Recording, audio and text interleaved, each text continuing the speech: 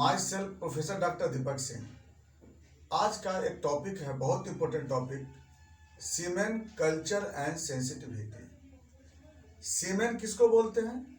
सीमेन एक mail genital organs का एक फ्लूइड है और उसका कल्चर और सेंसिटिविटी करना, यानी उस सीमेन में बैक्टीरिया को खोजना, उसके अंदर माइक्रो ऑर्गेनिज्म को खोजना और फिर खोज करके उस ऑर्गेनिज्म को किल करने के लिए जो हम ड्रग्स का सिलेक्शन करेंगे, जिसको हम सेंसिटिविटी बोलते हैं।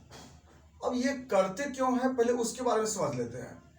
देखिए, इतना मालूम है, इसके पहले जो वीडियो हम बताए थे सीमेन एनालिसिस में, सीमेन एनालिसिस कब करते हैं?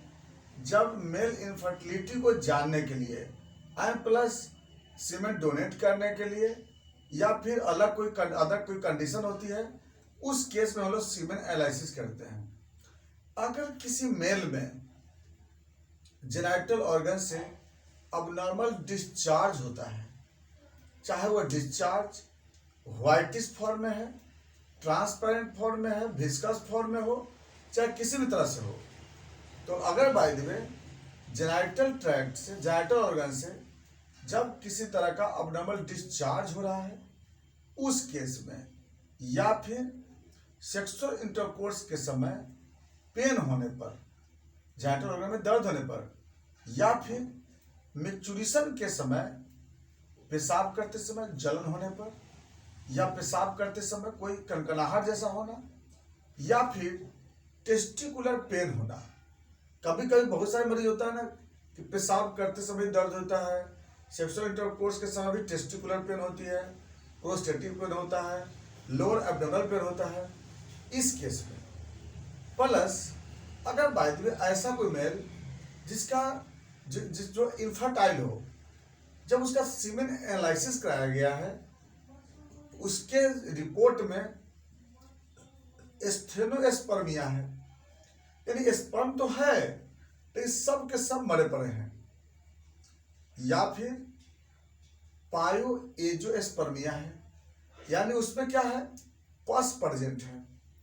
तो सीमेन एनालिसिस कराने पर अगर पस मिल रहा है, उसमें जो स्पर्म है, टोटल स्पर्म डेथ है उसमें, साथ साथ इतना तो कॉमन बात हो गई, और इसके साथ साथ testicular pain, prostatic pain, lower abdomen pain, या फिर यूरेथ्रल पेन, या फिर अलग तरह का डिजॉर्डर्स, जो सारे बात होता है, सारे केस में हमको सीमेन कल्चर सेंसिटिविटी कराना पड़ता है।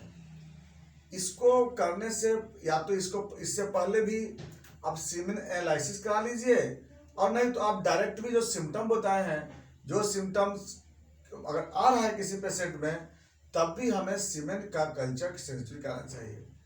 चाहे व्हाइट यूरिन भी आ रही है, कभी काइल पास कर रहा हो, चाहे जो भी चीज़ हो, सारे केस में हमको इसको कराना चाहिए था, कराते भी हैं।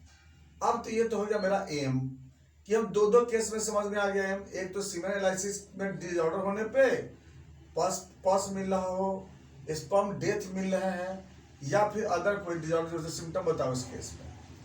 इस केस में हमें इस जांच को कराते हैं, सीमेन कल्चर सेंसिटिविटी कराते हैं।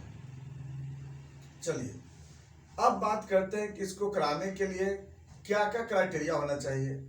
सबसे पहला कि इस जांच को कराने के 72 घंटा पहले किसी भी तरह का एंटीबायोटिक्स यूज नहीं करना है, पहली बात है। यानी कि जांच कराने के 72 घंटा के पहले कोई भी हमें किसी तरह का एंटीबायोटिक यूज नहीं करना है।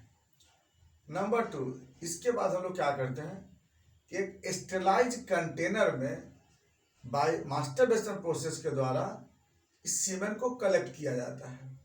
सीमेन को कलेक्ट करके अब इसको हम क्या करते हैं, कल्चर कराते हैं। कल्चर करेंगे। अब अगला पार्ट जो होता है वो लैब का हो गया। तो लैब में क्या करना है हमें कि वाइड कंटेनर एक हम लोग दे देंगे, वाइड माउथ कंटेनर दे देंगे जो स्टेलाइज होना चाहिए। और जब वो लैब में आ जाता है, अब हमें क्या करना चाहिए, सबसे पहला रिपोर्ट के लिए हम बताएंगे आपको। 48 घंटा के लिए हम मरीज को बुलाते हैं। हमें क्या करना है बता देते हैं। सबसे पहला काम क्या करते हैं कि हम लोग मीडिया का सिलेक्शन करते हैं। मीडिया का सिलेक्शन करते हैं कि हमें कौन सी मीडिया लेना है। इसके लिए तो हम लोग इसके लिए लेते हैं ब्लड अगर लेते हैं। ब्लड अगर लेते हैं किस पे, पेप्टी डिस्क पे लेते हैं। और इस प्लेट पर पेप्टी डिस्क में क्या रहेगा, ब्लड अगर पूरा भरा रहेगा अंदर। अब इसमें क्या करते हैं कि प्लेटिनम लूप के सहारे, प्लेटिनम लूप आता है उसके सहारे हम लोग क्या करते हैं कि इस प्लेट पर हम लोग इस तरह से इनोकुलेट कर देते हैं। ऐसे इनोकुलेट मतलब सीमेंट को लेकर के इसमें हम लोग इनोकुलेट कर देते हैं। इस प्लेट में क्या है, मीडिया है, ब्लड अगर मीडिया है। अब क्या होगा कि अगर इस सीमेंट में बैक्टीरिया अगर होगा तो ग्रोथ करेगा, नहीं होगा तो ग्रोथ नहीं करेगा। अब बात आई कि हमको पता, अभी तो मैं तो उसी के लिए जांच कर रहे हैं ना, कि जो प्रॉब्लम बताया आपको हम तो जांच उसी कर रहे हैं। तो अब क्या करते हैं, 24 घंटा के बाद देखेंगे कि अगर बाई द वे 24 घंटा के बाद कि इस पेट्री डिस्क में जो पेट्री डिस्क लिए थे, इस पेट्री डिस्क में देखते क्या है कि यहाँ पर इस तरह से राउंड राउंड सरसों के दाना के जैसा कॉलोनी मिलेगा। वहां मिल रहा है कुछ ग्रोथ, इसका मतलब कि जरूर वहां पर बैक्टीरिया है तभी तो ग्रोथ किया है। तो 24 घंटा के बाद आपको कॉलोनी मिलेगा आपको। चलिए अगला पॉइंट क्या करेंगे, इस कॉलोनी को निकाल कर प्लेटिनम लूप से और ग्राम स्टेन करते हैं।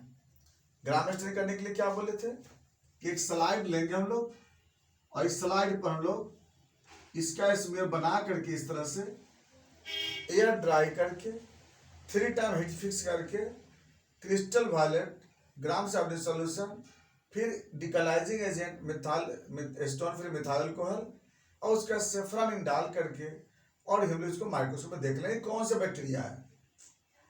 अब मान लिया सब पहले गोनोकोकस बैक्टीरिया होगा, तो गोनोकोकस बैक्टीरिया तो होगा तो कैसा होगा, पिंक कलर का ऐसा बैक्टीरिया मिलेगा बीन शेप में। तो कोई भी क्लेमाइडिया होगा वहां भी आपको रॉड शेप बैक्टीरिया मिलेंगे। अगर स्टेफाइलोकोकस होगा तो वहां पे राउंड शेप का बंच फॉर्म में बैक्टीरिया मिलेगा ब्लू कलर का। तो जो बैक्टीरिया होगा वो बैक्टीरिया फाइंड हो जाएगी। इधर क्या करेंगे हम लोग, एक दूसरा पेट्री डिस्क लेंगे हम लोग, है ना। इससे अदर क्या करते हैं लोग, और दूसरा पेट्री डिस्क लेते हैं। इस पेट्री डिस्क में भी होना चाहिए क्या, ब्लड अगर, सेम इस पेट्री डिस्क में ब्लड अगर होना चाहिए।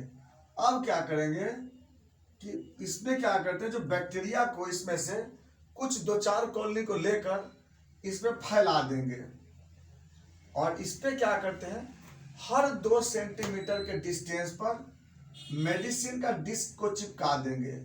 मेडिसिन का डिस्क आता है ना, जो भी मेडिसिन है उस मेडिसिन को, चाहे एजिथ्रोमाइसिन है, लिवोफ्लोक्सासिन है, मिकासिन है, जेंटामाइसिन है, मॉक्स है, या जितना भी मेडिसिन है, कोफ्लोक्सासिन, 2 सेंटीमीटर के डिस्टेंस पे इसको हम लोग अटैच कर देते हैं।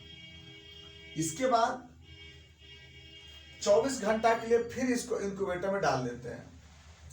24 घंटा के बाद अब देखेंगे क्या, अगर यहाँ पे जोन अगर बाय द वे क्लीन हो गया है, यहाँ पर कोई बैक्टीरिया ग्रो नहीं किया, इसका मतलब कि इस मेडिसिन के इर्द गिर्द में कोई बैक्टीरिया नहीं रहता है। और मान लीजिए कुछ में कुछ देख रहे हैं यहाँ पे जोन है लेकिन थोड़ा छोटा जोन है, एक में देखते एकदम छोटा जोन है, एक में देखते हैं कि एकदम रहते हुए बैक्टीरिया ग्रोथ है, एक में देखते फिर यहाँ भी जोन देखते बड़ा बड़ा सा जोन है। यानी इस जोन को एग्जामिनेशन करते हैं। जोन का मतलब इसी से पता लगाते हैं कि कितना सेंसिटिविटी है बैक्टीरिया। अगर बाय में यहाँ बैक्टीरिया अगर है तो इसका मतलब कि क्या है, रेसिस्टिविटी है। बैक्टीरिया है इसका मतलब क्या है, रेसिस्टिविटी है। अब मान लीजिए यहाँ पे जोन क्लियर है तो यहाँ पे ग्रेड बनाते हैं। अगर मान लीजिए 10 mm का अगर बाय द वे जोन है 1+ होगा, 14-15 mm का जोन होगा 2+ होगा, 18-19 का जोन होगा 3+ होगा, अब मोर देन 21 को बोलते हैं, क्या बोलते हैं, 4+। अब आपको क्या होगा, अब रिपोर्ट मिलेगा आपको, क्या, मेडिसिन का आपको सेंसिटिविटी लिखा रहेगा, और जो बैक्टीरिया होगा उस बैक्टीरिया को वहाँ फाइंडिंग होती है सीमेन में कौन कौन से बैक्टीरिया डिजीज प्रोड्यूस कर सकता है, क्लेमाइडिया, ट्रैकोमाटाइटिस, उसका निजेरिया गोनोरी या स्टेफाइलोकोकस ऑरियस, ये बड़ा 3 बैक्टीरिया जो होता है ज़्यादा है आपको, ये आपको डिजीज प्रोड्यूस कर सकता है। और उसके बाद हम लोग फिर जैसा मेडिसिन का सेंसिटिविटी आवेगी उसका हम दवा देंगे और मरीज हम लोग उसके बाद रिपोर्ट बना देते हैं। यहाँ तक जो होता है ना हम लोग करते हैं। ये था आपका सीमेन का कल्चर एंड सेंसिटिविटी। इसमें हमें ध्यान देना चाहिए कि मरीज जो सिम्टम बोलता है उस बेसिस पे भी कराना है, और सीमेन एनालिसिस के रिपोर्ट में अगर पस का रिपोर्ट अगर आ रहा है, पायोस्पर्मिया का रिपोर्ट आ रहा है, स्टेनोस्पर्मिया का रिपोर्ट आ रहा है, तो हमें इसको कराना चाहिए। इस बात पे जो ध्यान दीजिएगा, बहुत हेल्प मिलेगी इसको इस जांच करने से। बाकी बातें हम चलेंगे फिर नेक्स्ट वीडियो में। Thanks for watching.